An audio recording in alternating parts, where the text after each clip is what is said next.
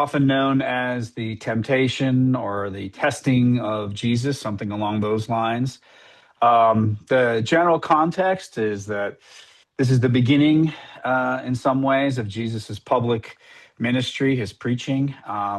And he is just finished up, I guess, with John the Baptist. A lot of modern scholarship thinks that Jesus was, at least for a time, perhaps either a follower of or influenced by John the Baptist, and many of John the Baptist's teachings. Pardon me. And so, in the Bible, however, in the New Testament, it's his cousin, John. So, anyways, here we go. I'm going to do it from Matthew. This is chapter 4, 1 through 11. Then Jesus was led up by the Spirit into the wilderness to be tested by the devil.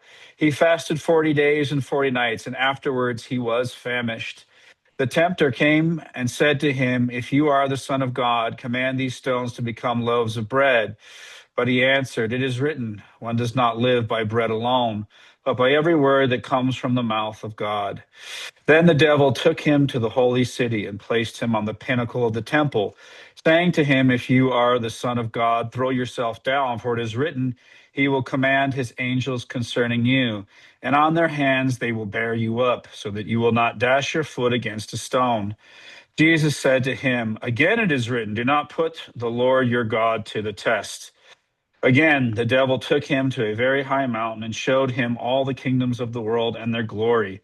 And he said to him, "All these I will give you if you fall down and worship me." Then Jesus said to him, "Away with you, Satan, for it is written, worship the Lord your God and serve him only." Then the devil left him, and suddenly the angels came and waited on him. There's a slight variant in Luke that I'm going to talk about when I talk about the last temptation there of the three. So we'll leave that for now. But just in terms like why I picked this passage, I always think that this is like an interesting kind of a test. So one of the things we learn biblically is that tests are for revealing yourself to yourself sometimes. And there are ways of showing Jesus's ministry here, what he's committing himself to, what he came for. Part of some theologians' understanding of kenosis, which is the self-emptying of God into the form of a servant in Jesus that is talked about in Paul's letter to the Philippians, is that he is emptied of his omniscience. He is emptied of his omnipotence and all the omnis in order to become a person. And so there is a idea that there may have been some confusion even for Jesus in his mission and who he was and what he was about and what he was here to do. And so this test by Satan actually clarifies to Jesus himself, who he is and what he is. And he passes, I love this part of it too. He passes these tests by not testing. So refusing to test certain things is the way in which he passes this test. So I've always found this passage totally fascinating. So we'll just go through temptation by temptation, and then just if you guys have anything to say and Yeah, I throw in want to there, ask that'd you a be great. question first, Yes, Martin. please. Yes, Okay. sir. In the Gospels, like in these two and stuff like that, some of the stories are not witnessed. The miracles and whatnot. Well, I could see somebody seeing one of those. Or this one, how would they get this information? Was this a fulfillment of scripture? That two of the gospel writers had this story in there. How did it get in there? It's a basic historical or historiographic question about how does something that happened in private get recorded. So like, in historical fiction, let's say Killer Angels. What's that guy's name who wrote Killer Angels, Dad? Sure, Jeff, sure. Yeah, Or, like a lot of people take it for straight history, but we have a lot of private moments, private thoughts of the characters in there. And so, like, how would that have ever been recorded? Well, it wasn't. he put that in there to make a point about that he thought was bringing out in some way a truth or a characteristic about the person who he was thinking about. So did General Lee really have those specific thoughts in that specific way when he was thinking by himself before a great battle or whatever? Well, he took the kind of like authorship or liberty to think through who he thought historically Lee was and the kinds of things that he would be thinking. You might believe something like that about the gospel writers. And there's a slight variation with Luke. And so probably they were going off the same source. And the belief is that they were going off a source that we've never found called Q, which just means like source in German, basically. And so it's just hypothesized. And so, you can do all kinds of things with this. If you're a believing Christian and you believe a certain way about it, you would say that maybe Jesus told one of his apostles or disciples about it, and they told somebody else, because it's hard to think of his apostles as having been literate and been able to write it down themselves. So you would sort of think about, oh, well, they wrote this down because they heard one of the apostles tell them, and it had been told to them by Jesus. It might have been, a community that felt like they knew something about, Jesus and his ministry, and were sort of like speculating about this. It very well could have been something that Jesus, talked about in terms of like the temptations of anybody in ministry. And from his teachings, they kind of like put it in his, in his thoughts or whatever. So again, in terms of the historical witness, there's this whole thing called the Jesus Seminar where guys go through and they decide what Jesus actually said or didn't say. For me, I am a person who believes this is the truth, but in a very kind of like different way than you can get at through the historical critical method. I believe it's the truth in that it's like, well, it's the word of God and all that kind of stuff for me, but it's like God's word as he gave it to people. And people, have to use their ways of expressing things and thinking about things. And so for me, it's not like a good contrast would be with the Quran. And a lot of Christians get confused about this sometimes. So Quran means recitation, and Muhammad claimed to be writing the exact words that God spoke in God's language, which was 7th century Arabic or whatever. So like for us, that's never been a thing, because it is for some biblical literalists or whatever, but Catholics in general are not biblical literalists, so that we understand that God's word has to be translated into the vernacular or whatever. And that, and that there are 4 gospels plus Paul, all who have, variant views of who Jesus was. It's kind of like if you think historically about, having all these different perspectives to look at the same event and doing their best to try to make sense out of that event. God's inspiration was there in order to allow them to have this sort of like openness where they could interpret it from different angles. But there is a certain perspective, which is called Christ the key in biblical interpretation. And in Christ the key, this means that we interpret things according to how we understand Christ's message as being a message of love. So we always have to find which interpretation forwards or I don't know, bears witness to love, the best we can. But again, God gave us these, these things to try to work with, in the best way we can. Yeah, the reason I asked is because in my research, when I was going for this, there's so many things in the Gospels that are fulfillment of the Old Testament, prophecies. He's turning over the tables and the temple and, on the 3 days and all that stuff. Was this one of those kind of things when he talks about the bread of life? He's referring to the manna in the desert. Absolutely. And basically the temptations are a direct reference to the 10 Commandments. So it's basically upholding each one of them as he goes along. Kind of grouped together a little bit, but for sure the the big number one and then the first, big three, whatever, for sure are being upheld here. So it is a direct reference. So this is a good question about interpretation, because Jesus had to kind of, in human form, had to figure out his own interpretation of what he was doing, because it wasn't like given to him in this like omniscient way, because that omniscience had kind of become, I don't know, clouded. To become a human, you have to take on a particular perspective in a particular time in a particular body.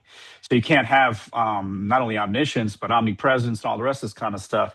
And so, in order to redeem humanity in human form, you have to take on this limitation, all these limitations.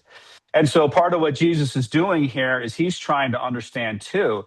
And here's again an example in a way of Satan doing the work of the accuser and really doing the work of God in this very strange way. So he's referred to as Satan, which means the prosecuting attorney or something like that, who seems to be a member of God's retinue or court in the book of Job. And Satan's job is as a tester, as a tempter. And we think this is like some kind of perilous thing, which it is. I mean, he's in the wilderness, he's starving.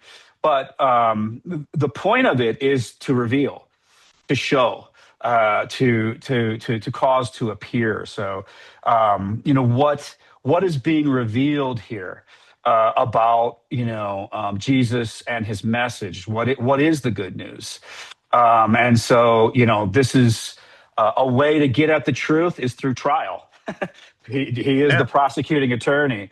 By the time of Jesus, three figures from the Bible have been put together to be called the devil.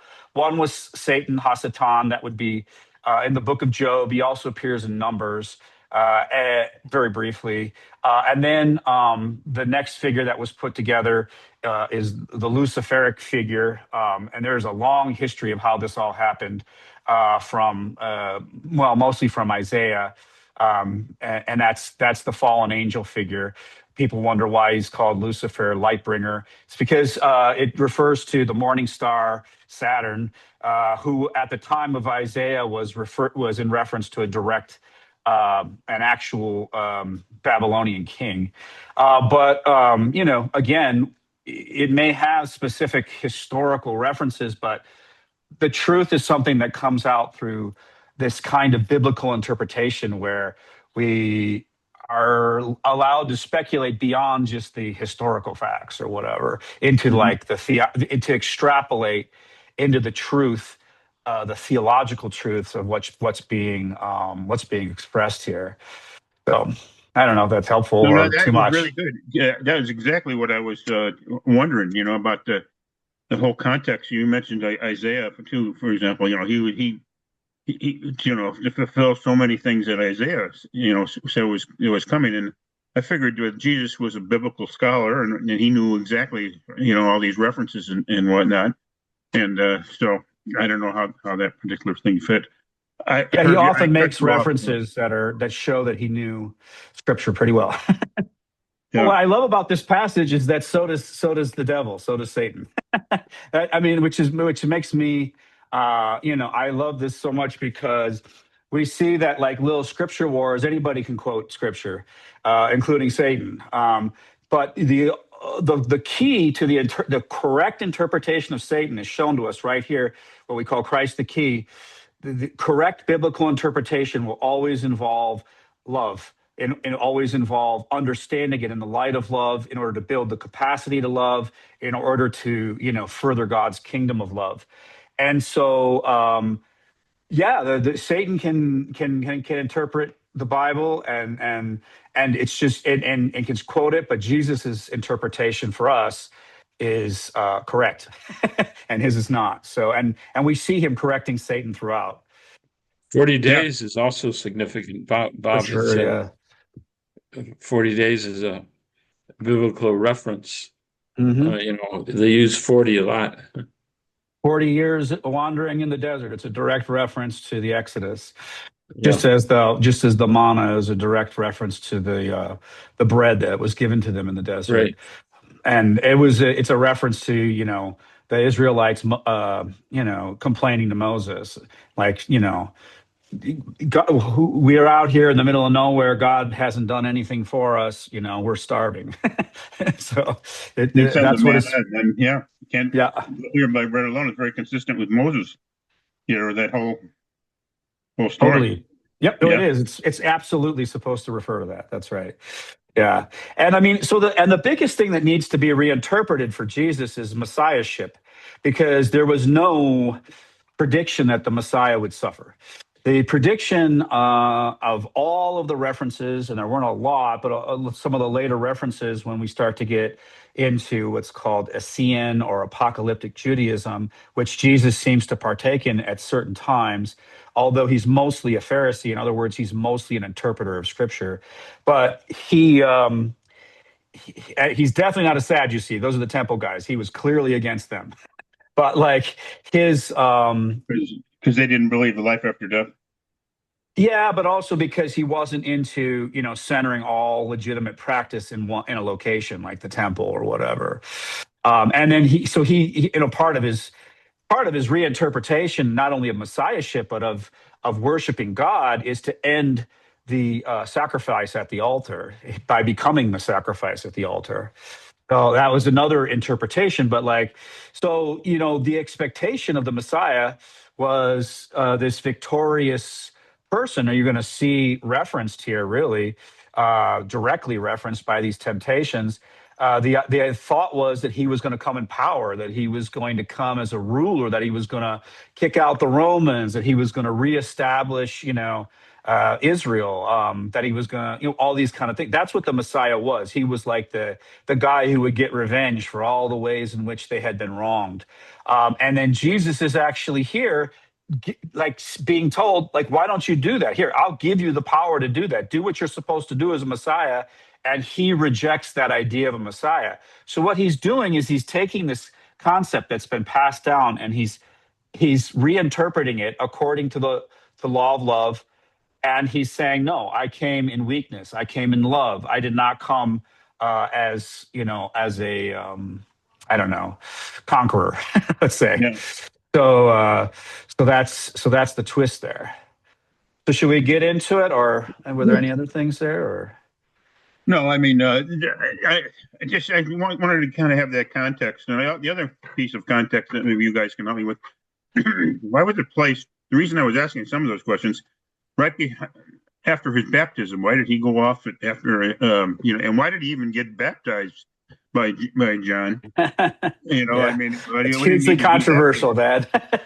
And the other reference I wrote down was in Noah's Ark was supposed to be 40 days and 40 nights of rain. Oh, yeah. Yep, there's another one. Yep. So baptism, so John's innovation, there was ritual purity in like these little like baths that you had to perform if you were a priest. So you would have to clean yourself in case you had been defiled by whatever, touching mold, talking to a menstruating woman or whatever. Yeah, leper, all that kind of stuff. Touched a dead body, whatever. You had to ritually purify yourself. And it was not about cleaning off bacteria. They had no concept of that at all. It was just a matter of with what's called ritual purification. And John's innovation was to democratize ritual purification and to open it up again according to this radical concept of love. His sort of ministry is sometimes translated as like an introduction of like the way, which is really similar to what people called Christianity before it was called Christianity. It was called the path or the way or something like that, the way to love or whatever. And so his innovation was to say you don't need to make yourself ritually pure before every time you interact with the sacred or the holy or whatever, or with God or whatever. You just need one ritual purification, one baptism for the forgiveness of sins. And again, sins had kind of changed meanings at this point, which had been in the works for a long time via very, very Pharisees, but changing from what you could call like the Pentateuch to like the prophets were much more concerned with moral things rather than with ritual and purity things. And so they were saying like God doesn't care. I mean, there were lots of versions of this, and all the prophets was God. They were saying like God doesn't care about your sacrifices. The smell of the burning at the altar makes him sick. Why? Because you don't treat the poor well. That's what he wants you to do. Why? Because you were inhospitable. Why? And they reinterpret Sodom and Gomorrah. It wasn't anything about sexual impurity or anything. It was about they didn't welcome the stranger. They took advantage of people, that kind of stuff. They wanted to change it from like a ritual sort of impurity to like moral concern or moral impurity. And Jesus kind of like was in line with that. And that's what John the Baptist was giving forgiveness for in the waters of the Jordan. He was not, getting people, because they had, touched a dead body or mold or whatever. He was purifying them from their sins specifically. You could almost think of him going out in the wilderness as like, I mean, this sounds crass, but like testing it to see if it took, and it did, or whatever. Yeah, perhaps. Yeah. So the first test Temptation. here, temptation, is he's hungry, he's starving, and it's interesting because every mystic after this, a Christian mystic, I should say, modeled their spiritual journeying on going out into the wilderness, and fasting and different types of bodily mortification. And you can see here that there's a real concern that had to be addressed kind of early on in Christian tradition. I mean, the reason why Saint Benedict had to write his rules is because he wanted to prevent misunderstanding about asceticism, whereas it was like something you did for your pride or to show people how disciplined you were or whatever. That's not why Jesus is fasting. I love this too, is like a lot of mystics, a lot of the early desert fathers especially, went out into the desert to encounter God, but look who Jesus encounters in the desert. he encounters Yeah. he encounters Satan, and so it's another part of the mystical journey called the dark night of the soul, in which the first step is like this, tremendous suffering, darkness, even to the point where many mystics prayed for this kind of suffering, in order that they might be tested, in order that they might, but very interestingly, when Jesus taught us to pray, the Greek says, don't put me to the test. We say, lead us not into temptation. It's fine translation. But if you just look at the literal Greek words, it says, don't put me to the test. And so we're not supposed to have this heroic asceticism where like, look what I can do. I can like starve myself. I can beat myself up. I can resist all temptations or whatever. This is what I mean by each one of these sort of like contains within it this, you win the test by not testing. And so this is another example. He's referring directly to the Israelites wandering in the desert, and Satan says you're hungry, so just change the bread. And then Jesus wants to say basically that you're not just a stomach, you are something beyond your you're something beyond this mere sustenance and food or whatever. So it's not to like show how strong he is. It's to teach. It's to reveal something about God. Just to say that you are not just your hunger, your body. You are more than that. So he'll reveal that about the Eucharist. Yes. Yes. Yeah. So this is the direct reference to the Eucharist later on. Yep. Very good. Yeah. Stepping back, because Marty, you made a real interesting thing about the manna, in the desert and whatnot, and man does not live by bread alone. Right. But if you look at what charity is, that's one that's gotten me puzzled always, is when you're a missionary, you go out, and one of the first thing you do is you take care of the bodily needs of people. That's right. Yeah. And then they listen to you more. So, well, that priest came out here and he fed us, and he got, and let's see what happened, and that's the way they convert people.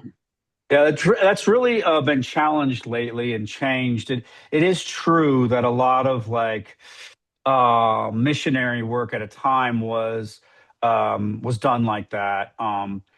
But now there's a lot of, I mean, a lot of the Catholic worker type organizations that I was involved in, if a person asked you for that witness, you would give it to them. You didn't like, it wasn't like, come get the bread and then you have to come to church or whatever. That has been a part of, a lot of the tradition, but the tradition has really changed a lot on that regard for sure. And it certainly isn't, just going out, which is, there still are, faiths that do this, just go out and preach and don't give anybody anything. Most ministries now, when they go somewhere like a third world country or whatever, they build a well or help build a school or whatever. And this is a witness to them rather than a direct preaching, so that if somebody is curious as to like what kind of person does these things, or from where do you get the power or resources to do this, like why is this love in your heart or whatever, then and they are curious, then you would ask. But you wouldn't like hold it out as like a carrot and a stick, which it has been many times and it probably still is. But I'm just saying that it's not like that so much anymore, for sure. Yeah. Well, Jesus fed the 5,000 with bread. Yes. And he didn't want them to stop there, but he wanted them to go deeper, to follow him, not only because he changed the bread, multiplied the bread, but to follow him for a deeper reason, that he is the bread of life. So yeah, so like I like that too, because Jesus's miracles have been understood differently too, and it goes back to your question, Dad, about historical witness and stuff like that. So that the idea was like, well, was it to establish his authority with people? But it's kind of changed away from that a little bit, so that each one of the miracles is more about teaching the people. So like in Herb's very good example there, it's about teaching people. So yes, you are feeding people for sure, and so there's practical things being met, but there's also a teaching in it about abundance, about the idea of the bread of life, and like care also for the deeper hunger, which is for God, or the God of love. And so you see this part of the witness is this loving act.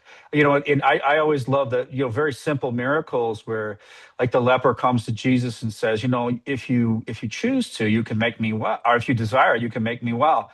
And then Jesus says, I do desire it. So like for me, it's, and then you can get into all kinds of problems after that about like, well, then how come you don't make everybody well, and that kind of stuff. And that's true. You could go down that path, but before you do that, it's, to me at any rate, a benefit to stop and just say, that is God's desire for us to be well. So like, again, you see that the miracle reveals something about God's intentions, especially the God of love's intentions for us. So yeah, so miracles, yeah, they establish some kind of authority, as they did for many teachers of the time. But this isn't like to establish his power or to show him as powerful. This is to show him as a servant, and this to reveal his desire to serve. So Yeah. the second one is where he Goes over again to refuses to test. I like this a lot. Like, don't test God, so that he says, throw yourself down. This is kind of like, if you love me, prove you love me by saving me, from this terrible situation I've gotten myself into. This kind of thing is like, for Jesus, not necessary. Like, and not only not necessary, but it's a kind of way of testing God in an inappropriate way. You test out God by love, really, and seeing what comes of loving acts, and that kind of a thing, and by showing your love. And how will they know us? They will know us by our love for each other. That kind of a thing is what reveals God and God's intention, not by show me you love me, I'm going to throw myself off this thing or whatever. well, the question I had on this one too is there's a lot of people who don't believe in angels, and they don't believe in Yeah. Satan, those kind of, but they don't believe in that angels were real and that they were.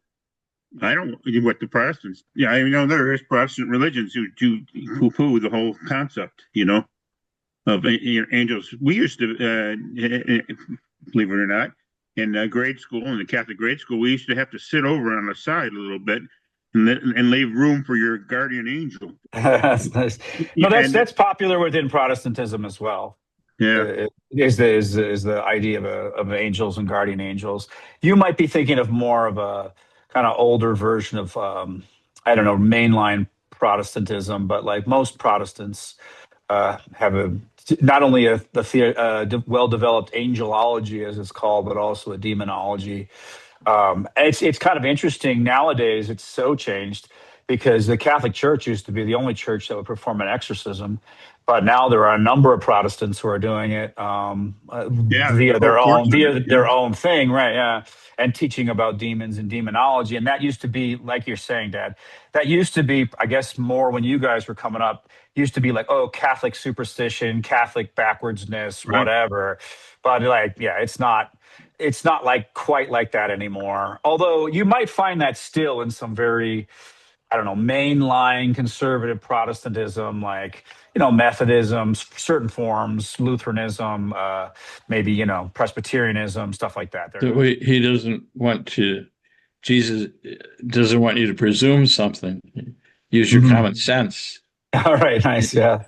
and not presume something like this, Uh-huh. that the angels will come and rescue Mhm. you, That's presumption, Mhm. Yeah. Well, I just like the very simple thing from the Our Father, don't test. What I mean, Yeah. and there, but the thing about it is that tests are going to come in your life. In other words, these kind of like trials and tribulations are going to be in your life, and they're going to reveal, both the good and the bad about you and about the world and everything else. But your faith, our faith, is that love is greater than any of those things, and so in any test, in any suffering, what's also revealed beyond, just evil, is also this love. I always think it's very trite, but I just love this Fred Rogers saying where he talks about love, and he says, anytime there's a disaster, and I think Fred Rogers said this right after 9/11. He said, anytime there's a disaster, there's the disaster, there's the evil. But don't forget to focus on the helpers. Watch people run in to help. And so evil is certainly revealed in horrible tragedies like that. But what else is revealed is this love also can be revealed. And we think about this in all kinds of terrible, dark, awful, evil places that are truly evil. Nobody is denying the evil, but look at also what comes to light. And then the last one, which is for me the big one, um, for a lot of reasons, but he shows them all the kingdoms, and he said, and biblically now scholars can tell you which ones they are and everything, and certainly one of them is Jerusalem. But anyways, and he just like says, take your power. Like this is what the Messiah is supposed to do. Basically, this is what I mean about this test is a reinterpretation of what messiahship is, of what Jesus has come to do. And he basically, and, there's a lot of people that look at this and say, like, my God, he could have done this. He could have, just put things right. And then we wouldn't have all this suffering or whatever, we wouldn't have all this evil. Why didn't he do that? And so like we're gonna have to like siphon that out here because there's a little trick that's a little bit more evident, I think, in Luke. So I'll just say that the variant in Luke says that Satan the devil claims to you I will give all this authority and their glory, for it has been given over to me. I give it to anyone I please. So it's a little bit clearer there. In this other one, he just says, I'll give it to you if you fall down and worship me. And I think for me, and this is my interpretation, I would love to hear your guys' interpretation, but anytime you come in power to like just make things right, the answer, and whatever, you're kind of in some ways, I think, making a deal with the devil. There's always going to be these unforeseen consequences with all the and also you're not worshiping God at that point. You are worshiping your own ideas, your own thoughts about what should be. Which is not to say like never have ideas and like try to see them out, not at all. It's just to say that whenever you have a temptation towards like a totalitarian approach where a totalizing answer to everything kind of a thing, there you're making a pact in some sense, metaphorically, whatever, maybe literally, I don't know, with the devil. And we just can see that every person who's ever been granted a great amount of authority was, corrupted by it, however good they were. So, we get this idea of like, Jesus would obviously use it for good. He's Son of God. He's a good person. His intentions are loving and good. But like the very means of absolute power would somehow, take that and warp it. Is the kind of idea that I get here. So when he rejects here, is that there's some totalizing solution to oppression, suffering, or whatever. Not that you don't try to address those things in your life in a loving way, but that like the absolute authority from the throne is going to, corrupt whatever you try to do if that's what you do, no matter how good your intentions are at one point or whatever. So Yeah, that's my you're right. interpretation of the last one. So what do you guys think? Well, that point you made, because we're just fresh from Easter season, but you like the whole temptation or testing. And I was thinking when I read this stuff, I just think about all the tests that are around the Easter season. Peter, the test of Yeah, Peter, right. with humanity. Which Judas, he fails. yeah, Judas had a test, Which he, which I, yeah, yeah, you're gonna right. Which he betray him. passes in a weird way. Yeah, Yeah, right. He Thomas, does what he's supposed to yeah, do, I'm kind not of a thing. gonna Yeah, believe until yeah, I put my finger into his side mhm, or something, whatever you said. And yeah. and how this testing thing is very common Uh, because of Easter season and whatnot. And that kind of just because when you made that, Marty, at the very beginning and all the way through the temptations of Christ, the testing of Christ, how many tests there are in the stories. Maybe he's setting the table for the apostles. Yeah, for sure. For the apostles and for us. You Yeah, see, to totally renegotiate this idea. I really like the idea. So I'm my thing. My faith is in interpretation and like conversations like this where you test your interpretations against other people and with other people. I think I had this very famous Hebrew Bible scholar at the University of Chicago, Michael Fishbane, and he used to say, what makes a Jew is the people who will sit around and argue about Jewish things yeah, or Jewish scripture or whatever. exactly. And I really love that. I mean, that's what makes me, you know, in whatever sense I'm a Catholic, in whatever sense I'm a Christian, it's because I argue about these things with Catholics, and it's so it's like this testing of interpretations to see, like if we're getting closer or not. But the temptation, according to this third test, is that one of us gets the final answer that's absolute or whatever, and then we just stick on that. And that to me is what is sometimes called the sin of certainty, which is like very much what. And we just see, I don't know if we see, but I see so many problems that have come from just absolutes, total certainty, and that kind of thing. So And there were also Judas was tested, but he failed. The disciples were tested. Stay with me while I go over there and pray in the Garden of Gethsemane. They fell asleep. They failed. right, that's right. Yeah. Yeah. So you look at a lot of these figures, they all failed, but Jesus But God's passes it. promise was kept anyways. Yeah. Yeah, or through the failure. I mean, Yeah. Well, that's one aspect that you were which is a good. talking about, Marty, that about you get into power positions, and even though you're trying to do the right thing, Yeah, you're you're doing a thing. When you said that, I was thinking of David.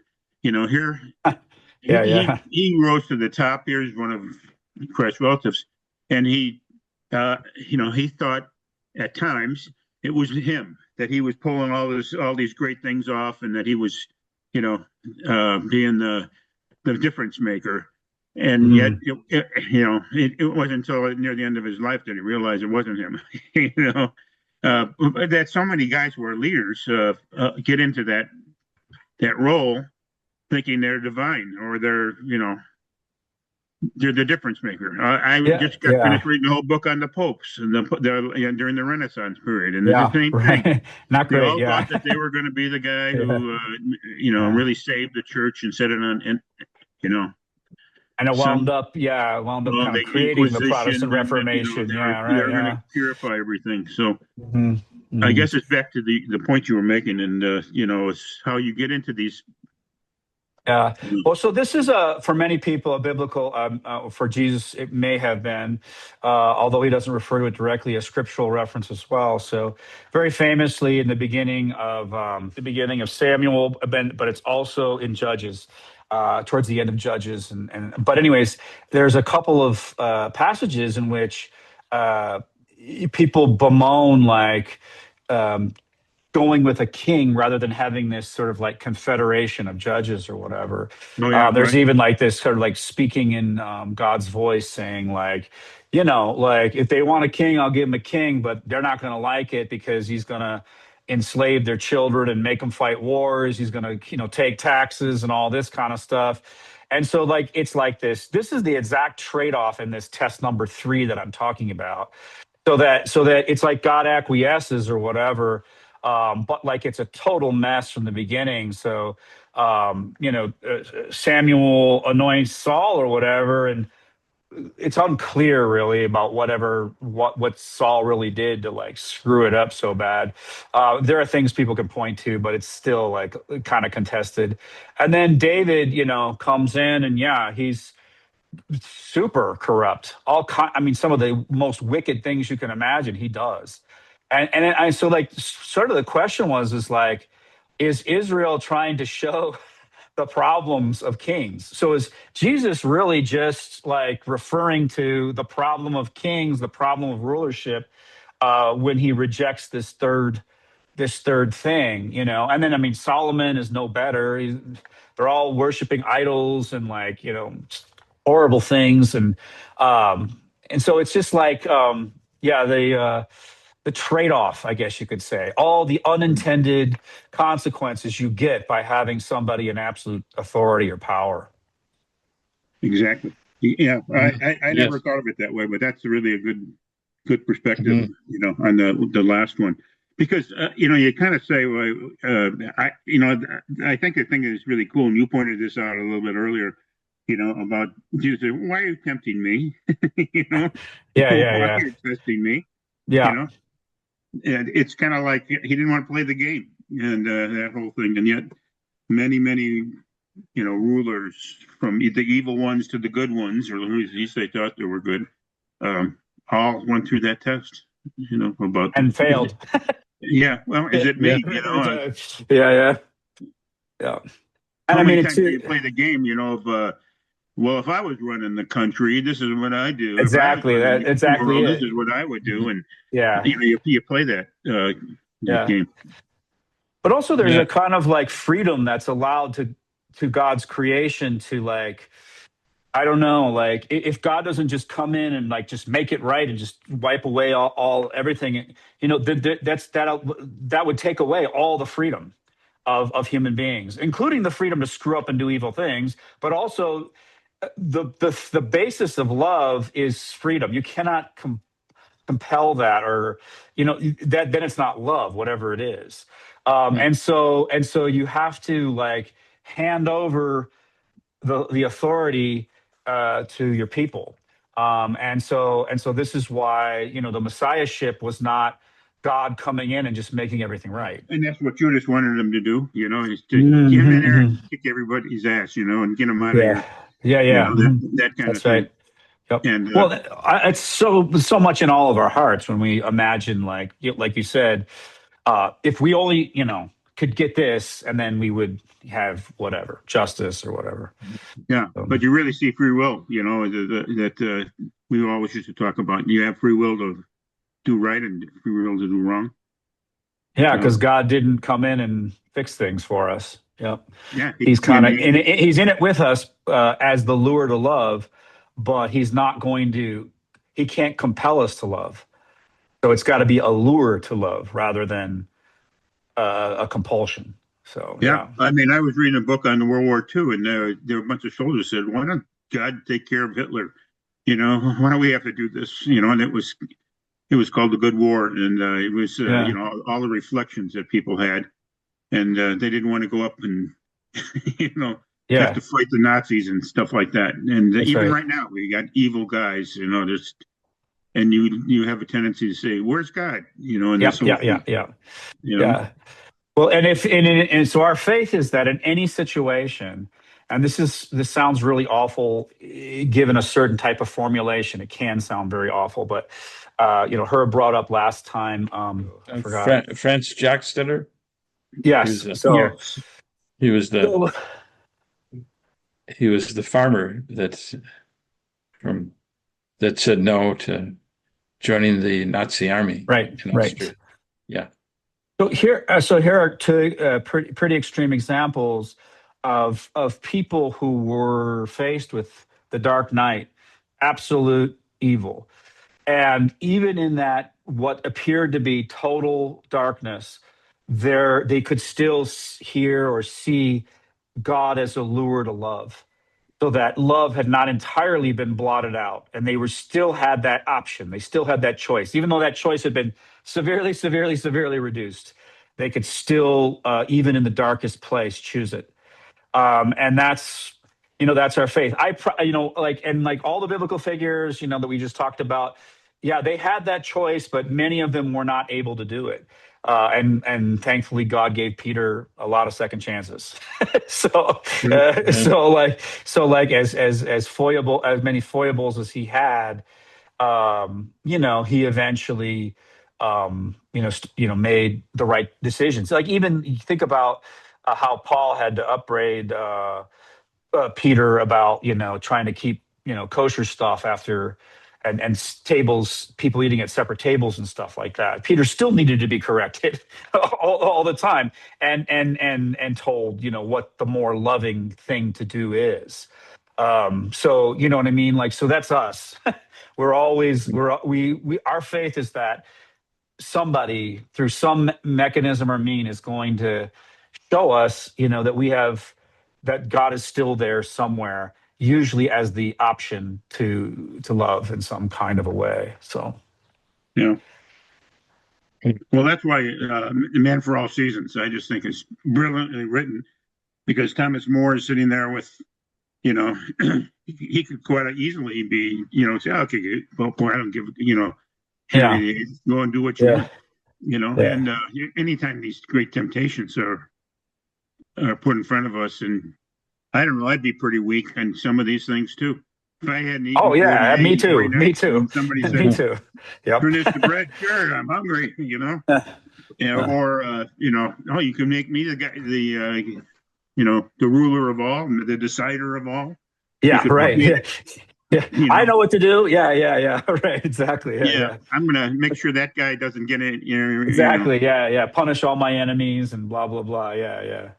Yeah. Exactly. Well, Paul had to be knocked off his horse. That's right. He thought he was doing right by putting the Christians into prison. That's what he thought was right, but he was knocked off his horse and shown that he was doing the wrong thing. Yeah, and that's part of our prayer. I mean, we don't want to be corrected, and usually when we are, we hate it. But that's our faith that we, as painful as it is, will be corrected. Which is, brings me to two kind of things. One is Paul's little thing in Romans where he talks about if you find yourself in a trial, suffering some kind of test or whatever, undergoing some kind of test. be grateful, because it's going to bring discipline. So sometimes one of the things we get from our trials is a kind of discipline, and I think it's the discipline of love, of looking for love even when it's hard to do that, being kind even when it's hard to be kind, and all that kind of stuff, and failing for sure, but like picking ourselves back up. If we have the next chance, then we take it and we try to do better or whatever. But like and then he says, and then discipline gives us hope. It changes the disposition of our character so that we're hopeful more often in more situations, including very difficult and dark ones. And then, of course, his last very famous saying is, or a part of that pericope is to say that, and hope doesn't disappoint. And I think that's right, because what's being said there is it's not going to disappoint, because you're right to hope. There is always hope. And you have to like build a certain character that's oriented towards hope, so that you are, whatever the situation is, as you face it, you can see that there is something loving that can be done here. And then another great example in Paul is when he says yeah, you're free from all these old laws, and there's only one law now, and that's love, and forget all these like little dumb things. But then there was this argument that was going on about, should we eat meat that's been sacrificed to idols or whatever at the table, and Paul says like no. So really interestingly, he says no, because like you would think like, well, law of love frees us from everything, so yeah, go ahead. And he says no, because there are still people that would not be able to sit at that table with you, that they would be excluded from that table because you're doing this thing that scandalizes them. So in order to make them feel welcome, don't do that. And so it's another really interesting way of like, we're always like trying to figure out where the love is, and what the loving thing to do is. And then again, there's this problem that Paul had to address called antinomianism, which is or nomen. The word for is nomos. I can't remember how to say it in English. It's law. It means like anti-law. Like, so Paul's teachings were taken as like anti the law or against the law. And then there was a community, and right now I can't remember which one, where like the mother, it was like a stepmom though, and like a son were like with each other, even though they had because the husband had passed or something like that, and it was like scandalizing people in the community. And he's like, yeah, we don't have to keep the law, but you need to like, make sure they cut that out or kick them out or whatever, because like we still have like this sort of like, first of all, concern about morality, that and our concern about morality has to do with love. And so like when I say like the law, Torah law is over, I don't mean that. I mean like there's a deepening sense of law, which is the law of love. And so like that's not that kind of behavior is not in line with that. And so like we still have to have rules. So like loving doesn't mean like, oh, there's no rules. And loving doesn't also only mean only following the rules. It's a kind of like tricky thing that you have to discern in any given situation, like what's the more loving thing to do. So Mhm.